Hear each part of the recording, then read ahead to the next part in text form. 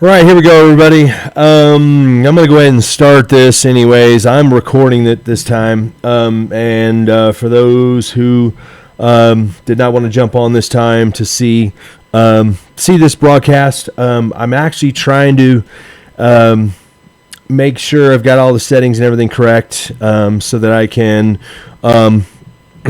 hey, relax against a bit away. Okay, that's even more awesome, right? Good. So, but I got the microphone in right now. It doesn't matter. I am going to start this. So look, I am trying to prepare this for the Base Fatality List 2016 summary.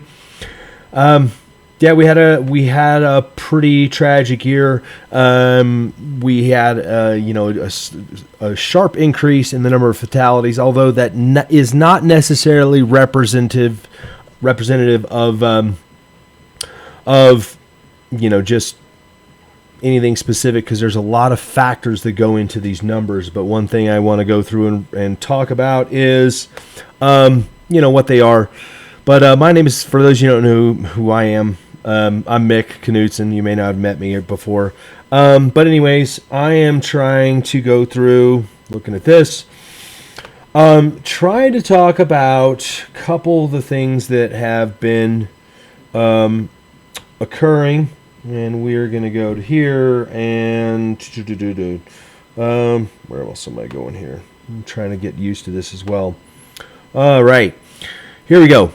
This is the 2016 summary. We basically had, as you can see, this is an increase in just the number of wingsuit fatalities from 1980 to all the way through 2016.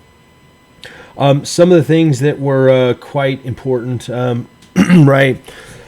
Excuse me. 2015 had 27 fatalities.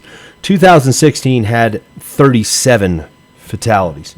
That was a sharp increase, but again, there's a lot of factors that go into potentially why these numbers have increased. Some of it is due to sheer popularity of the sport, not necessarily due to something each and every individual is doing incorrectly.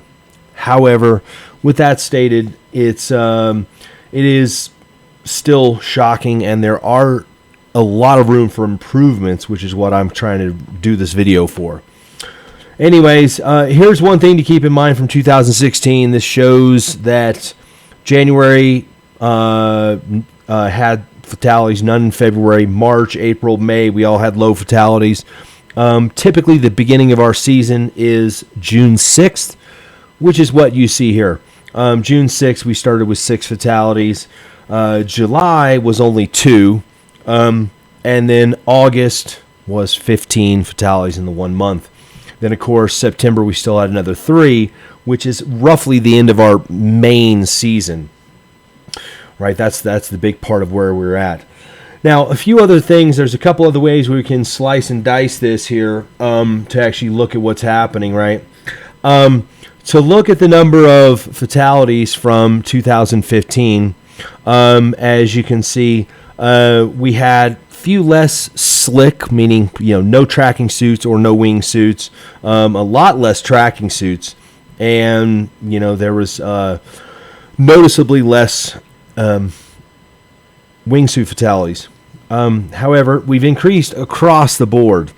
So one thing to think about is there's a lot more tracking suit fatalities, and of course we're open for a discussion on this when we do have another full session. Is that it's mostly beginners are not using tracking suits. They're mostly going slick, which is actually where I see this increase in slick. But we actually had a noticeable increase in wingsuit fatalities.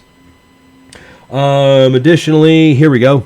This actually shows a much better graph. Actually, I think I'm going to use this one next time, where we have slick, tracking suits, and wingsuits per each year. And as you see, we go back and forth on the slick depending upon the given year. But I think, as we can have a good talk about this, why the number of wingsuit fatalities is actually spiking. That's the one area we're really getting a spike on.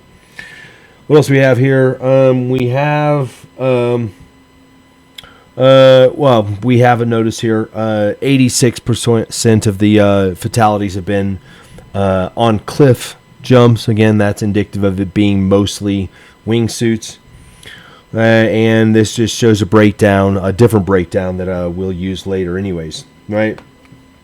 Now, another thing we're going to go through when I schedule this, and I look like I'm scheduling soon, in probably this next Sunday, is actually going through a variation like this. What I want to do, and I'd love for everybody's opinion ahead of time before I start putting the work in, what I kind of wanted to do is this, show each of the persons, or at least we're going to go through some of them, talk a little bit about who that person is, as this is base fatality list number 312. This was the last one of 2016, actually. And then actually try to talk about this and at least post what exactly happened, the date it happened, nationality, etc., where it happened. This was at High Ultimate, as you can see. And actually not just talk about the jump itself, he had a bad exit, but talk about some of the factors that potentially went into this issue or this incident and this fatality. And I think that's where the important bit of the fatality list is to be able to talk about why this issue happened, how can we correct it in the future. That's the learning piece here. So hopefully everybody likes that. And now I am recording. I actually wanted to, just want to say a few things. I appreciate everybody's time for this and paying attention to all this. And hope to see you on a longer session here shortly. A lot of work is put into all this. Have to have lots and lots of. Thanks to Brad. Also, Kenny Daniel actually helped with the graphs. That looks very well. I like that a lot.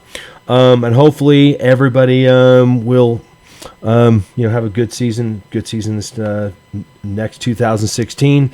Also, just for the sake of this YouTube channel, please subscribe to it so actually we can get a custom name. Some other things actually help us out when you actually have subscribers to this section. And also I think in the future we're going to use this medium more often to post individual incidences to have actually open discussions to try to foster people to talk more about this again so we can learn. That's the only way we're going to learn, is to learn from our mistakes. Anyways, see everybody soon. Have a good night. Thanks. Bye.